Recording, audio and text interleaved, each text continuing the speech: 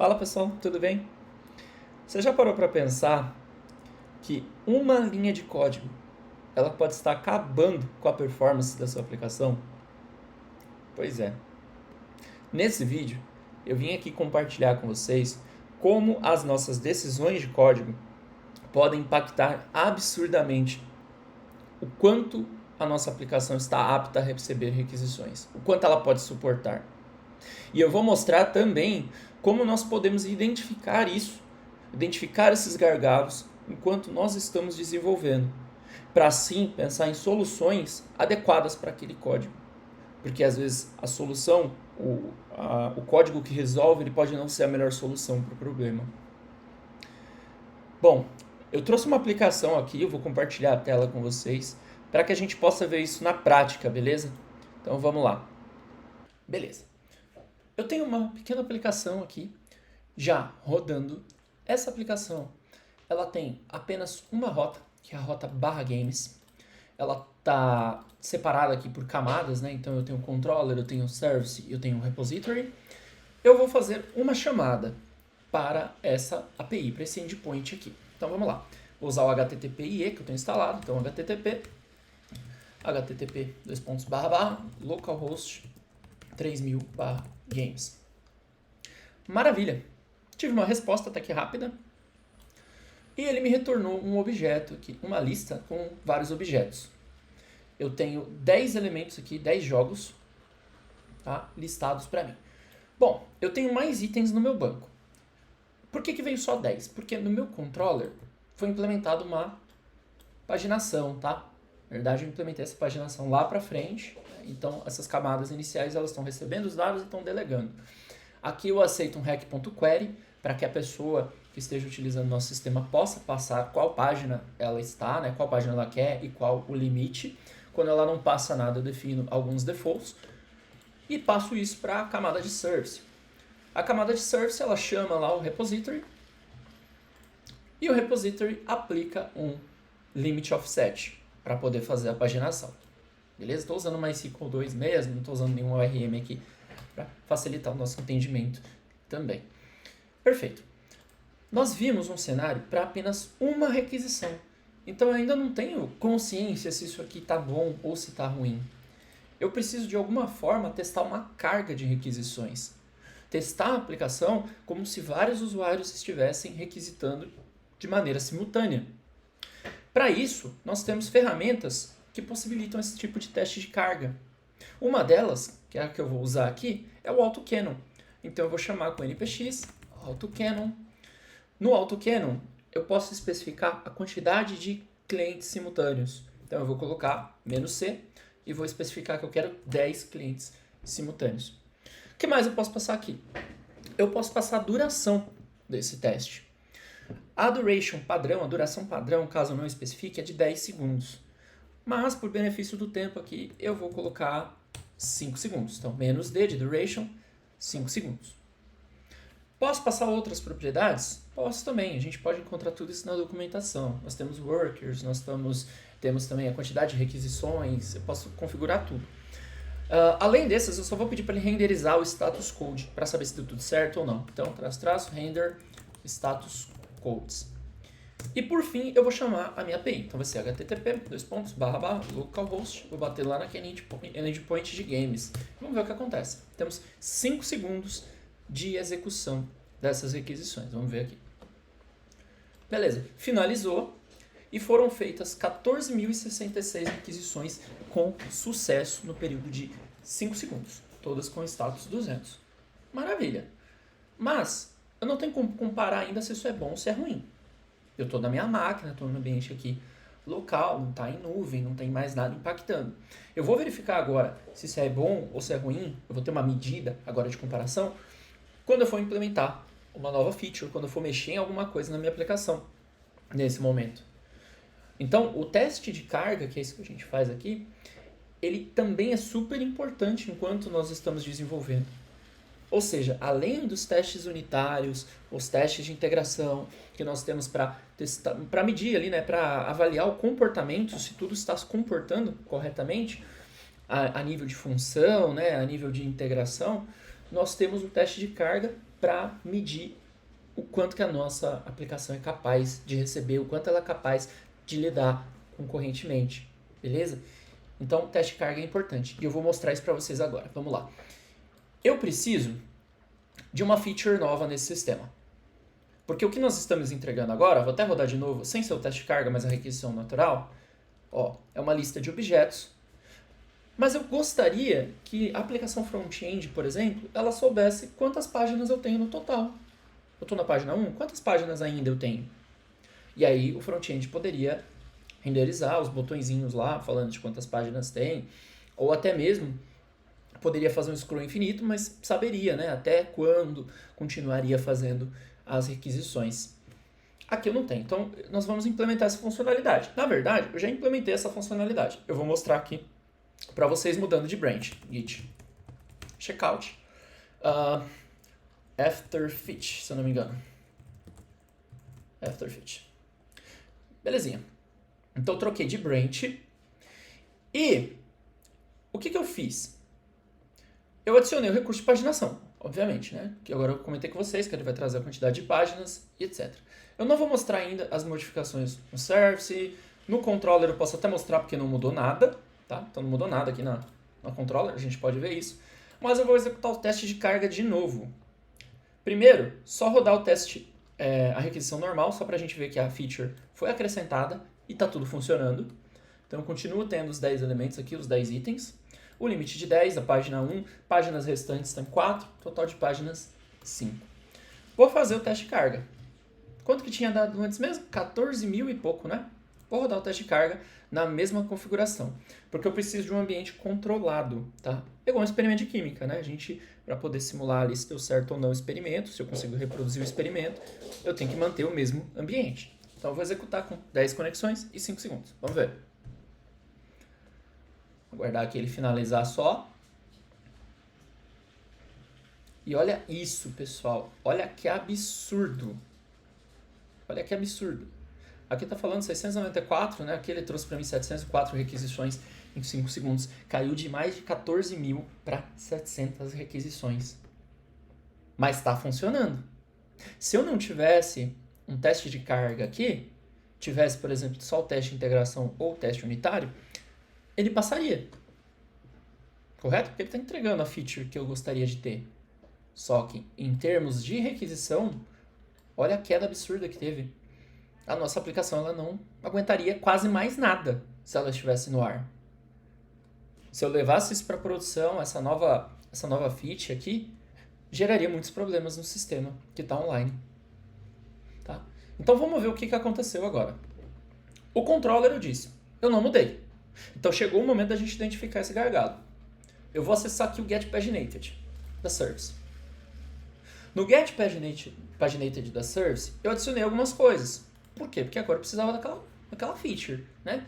Então, vamos lá, sem pensar muito, fizemos a implementação aqui, sem pensar muito a respeito das decisões de código. Bom, fiz funcionar. Vamos ver. O que eu tenho? Eu tenho um total pages, ele pega todas as páginas, tá? Baseada no limit. Esse get total pages, o que ele faz? Ó? Ele vai lá no repository e chama um get elements count. A gente ainda não vai ver esse get elements count, daqui a pouquinho eu mostro ele. Depois que ele pega o total de elementos, ele aplica aqui um arredondamento, traz o total a contagem, né, de games da página e divide pelo limite para a gente obter o número de páginas. Então, total elemento dividido por limit tem ali a quantidade de páginas totalizada. Depois ele verifica, né, ó, se a página que a pessoa solicitou é maior que o total de páginas disponíveis ou a página é menor ou igual a 0, ele vai retornar um not found aqui com uma mensagem. Caso tenha, né, caso a página que a pessoa pediu ela não seja maior que o número total de páginas, eu vou lá no Game Repository e faço um get paginado, que foi exatamente o que eu mostrei para vocês, com limit e offset. E ele vai devolver a listinha aqui de 10 games se meu limit for 10, se a pessoa não passar nada. Por fim, ele chama o get remaining pages, mandando o total pages e o page. E aí ele aplica aqui, ó, o total de páginas menos a página atual, para saber quantas páginas ainda restam. E no final, ele devolve toda essa informação para frente. Perfeito. Como é que eu consigo identificar um gargalo aqui? Como é que eu sei se isso aqui está bom ou se está ruim? Uma das possibilidades é eu começar a eliminar as chamadas a outros métodos. Por exemplo, eu tenho um primeiro método aqui, ó, que é o this.getTotalPages. Eu sei exatamente o que ele faz, porque se eu passar o mouse em cima, ele me diz que ele devolve uma promise, que é um number. E o nome também, ele me diz muita coisa. GetTotalPages, então eu tenho o número total de páginas. Eu vou criar um fake disso aqui, tá? É como se eu estivesse mocando, mas eu não vou usar nenhuma library para isso. Eu vou mocar o resultado, vou colocar um resultado que eu quero. Então eu vou eliminar essa linha, comentando mesmo nesse momento. Eu vou criar uma const totalPages, porque eu não posso quebrar o restante da aplicação por isso. E eu vou colocar um valor fixo aqui. Antes, se eu não me engano, eu tinha 5 páginas no total, né? Então eu vou manter aqui 5 páginas. Como se ele estivesse calculando e me devolvendo isso. Vou salvar. Pronto. Agora que eu salvei, gravem esse número, ó.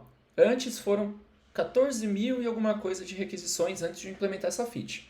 Implementei a feature, estou recebendo 704 requisições. Agora eu vou eliminar, vou mocar uma parte do meu código, da minha implementação, com um valor hardcoded aqui e tentar rodar o teste de carga de novo. Inclusive, esse teste de carga vocês podem configurar na automação lá do package, em algum script.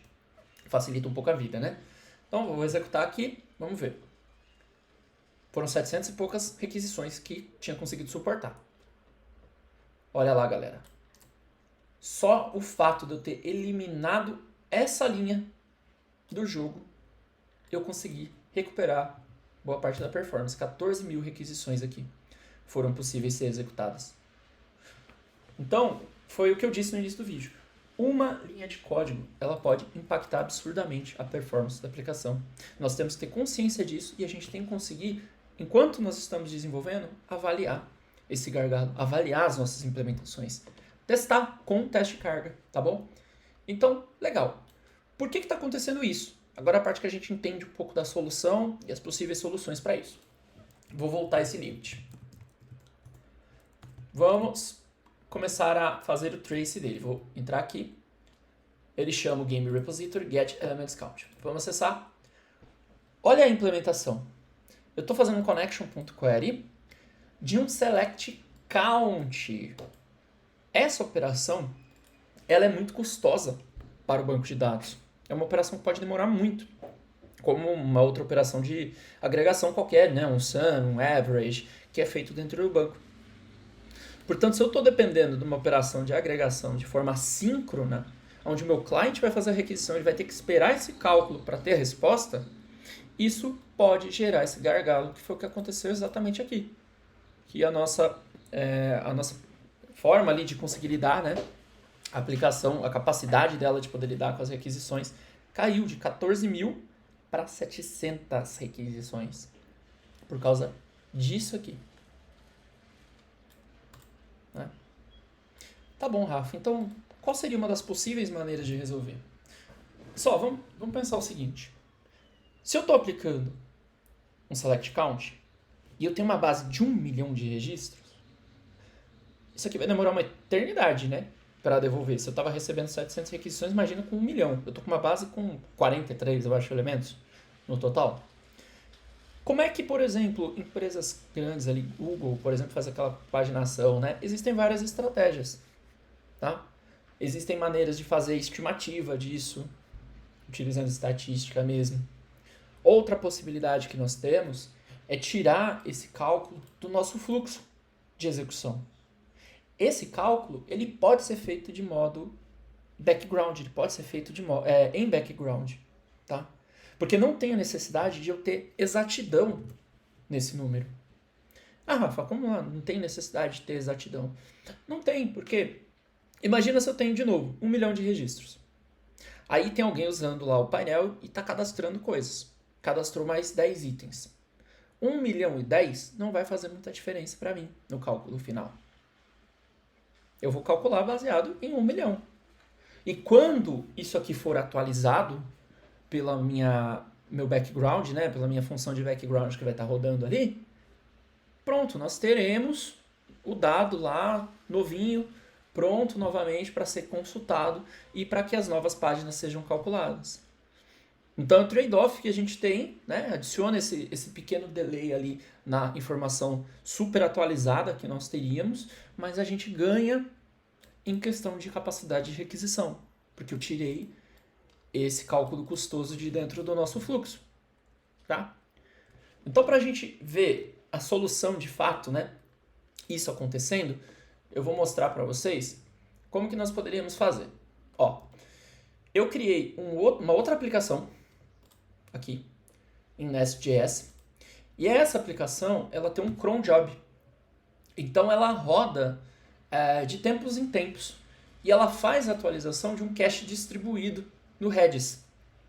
Tá? Então a gente tem o Redis aqui de altíssima velocidade e ela vai armazenar isso no Redis.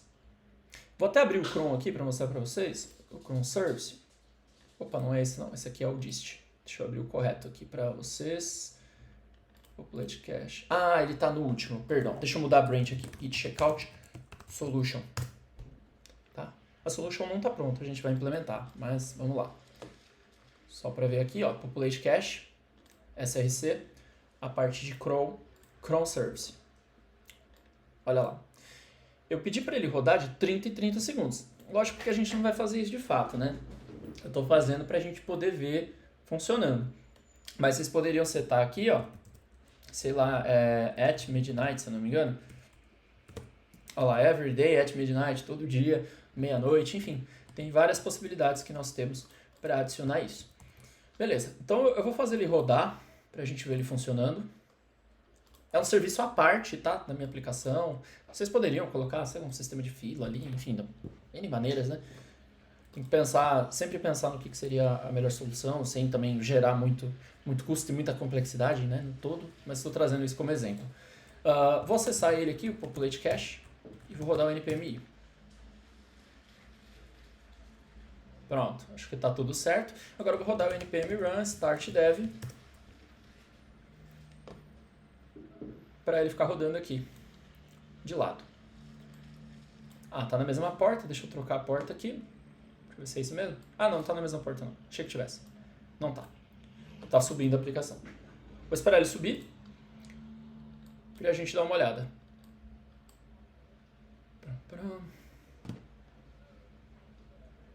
Aí, ó.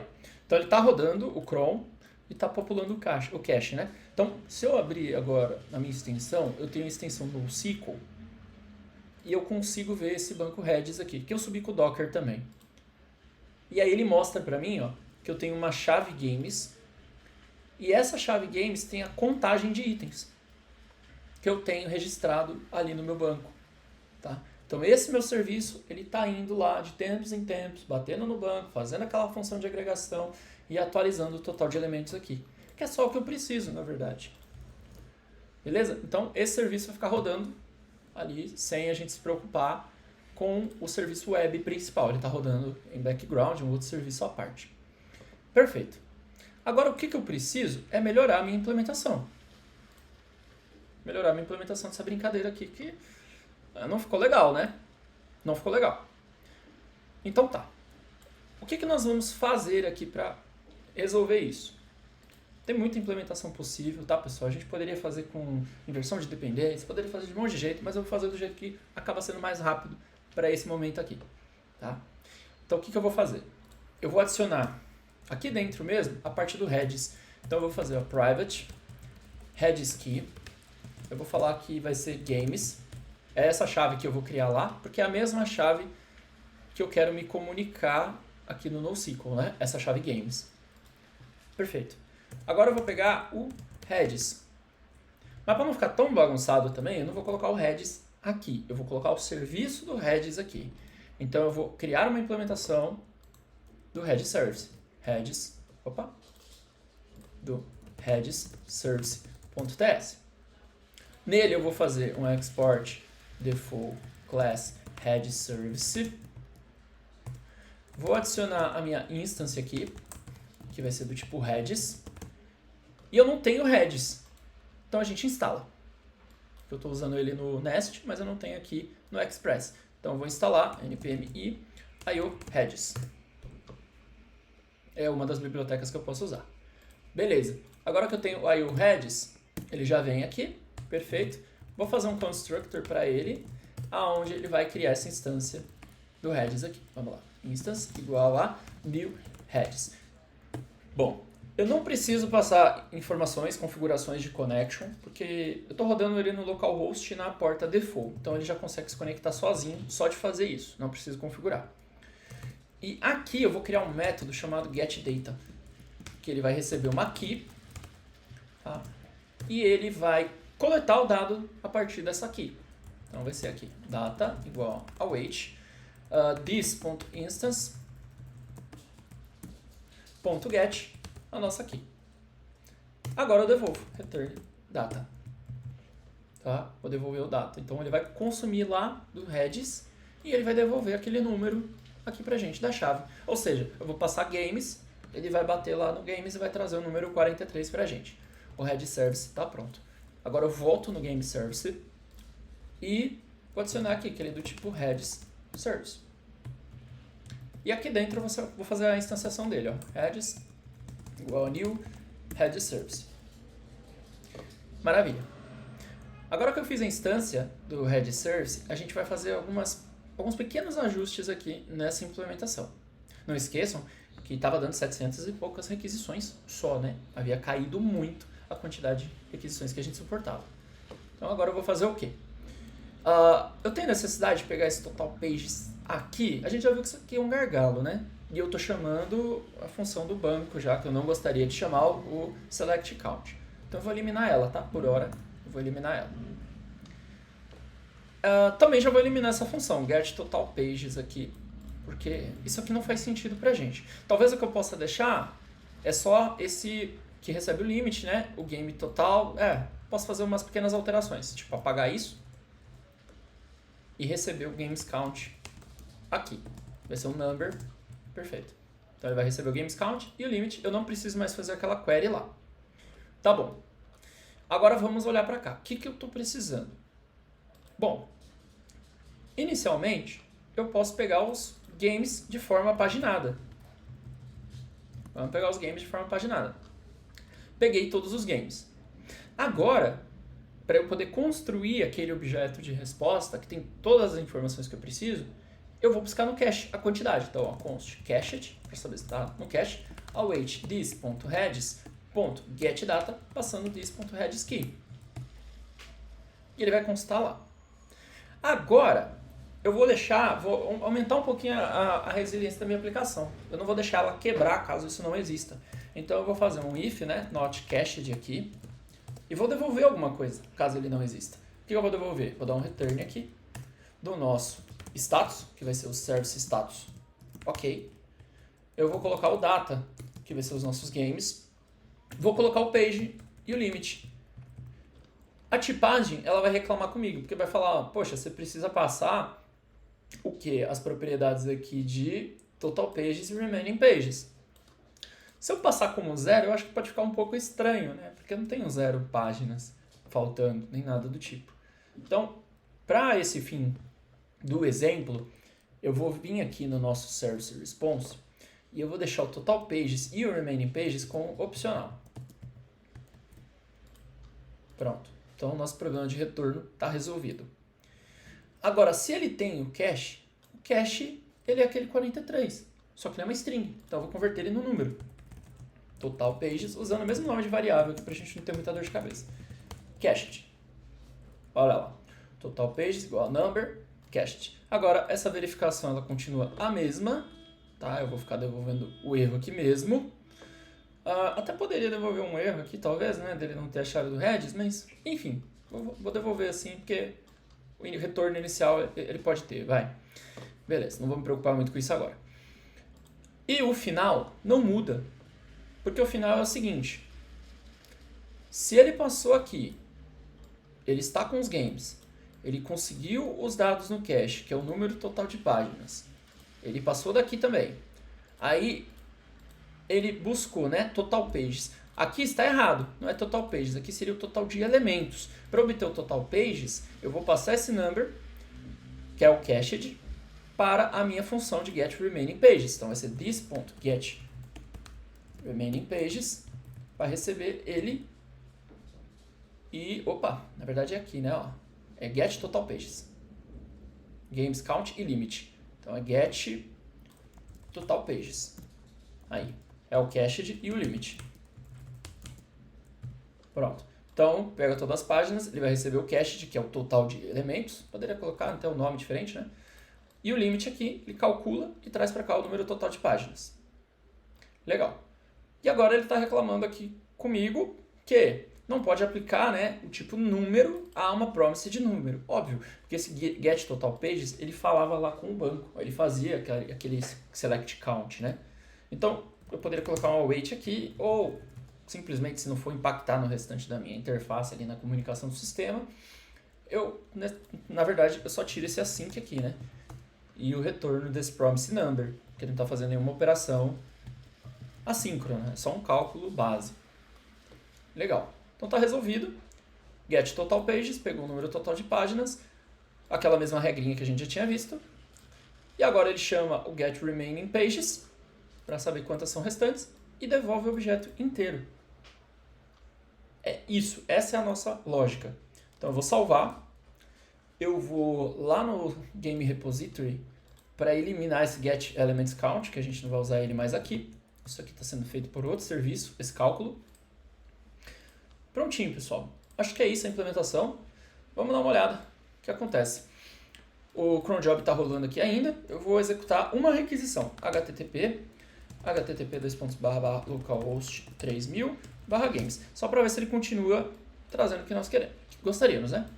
Ó, ele trouxe. Para esse teste manual que eu estou fazendo aqui, eu poderia ter feito o teste de integração, o teste de unidade, né, o teste automatizado, que ele já me ajudaria. Não cheguei a implementar nessa aplicação de exemplo. Mas, ó, trouxe certinho, né? Limite 10, página 1, página remaining pages 4, total page 5. E o cache aqui continua sendo atualizado com o dado mais real da quantidade de elementos na nossa aplicação. Tá? Agora eu vou executar o teste de carga, para ver se a gente conseguiu melhorar ou não a capacidade. Vamos ver. npx, autocannon, -c, 10 connections, duration 5 segundos, igualzinho, mesmo ambiente, http localhost 3000/games. Agora a gente torce, né? Vamos ver. Aqui. Ó, 8.000 requisições ele suportou. Vamos colocar o render status code, que estava antes também, né? Render status code. E eu vou parar o cache. Não tem necessidade desse cache ficar rodando a cada 30 segundos. Foi o que eu falei para vocês. Ele pode rodar com um tempo maior. Tudo a gente precisa avaliar qual que é a necessidade de atualização dos dados do sistema. Tá. Vamos ver aqui. Vou executar de novo. E vamos ver o que acontece. Olha lá, 10.000 requisições, certo? 10.293 requisições. Então eu consegui sair daquele ponto que eu tratava só 700 requisições por causa de uma linha de código. Agora eu adicionei um sistema de cache distribuído, onde a atualização de cache é feita por outro serviço, e esse serviço ele só consome direto do cache a quantidade para ele poder montar o objeto de resposta. Legal, pessoal? Espero que vocês tenham curtido a respeito desse assunto. Tem muitas possíveis discussões, muitas possíveis soluções, nada escrito em pedra, então a gente tem que avaliar o que é melhor para cada um dos nossos cenários, beleza? Se você gostou, né, convida aí de novo, curte, compartilha o vídeo, manda para alguém que possa se interessar, para alguém que possa ajudar também esse tema, beleza? Falou, galera, até mais, abraço!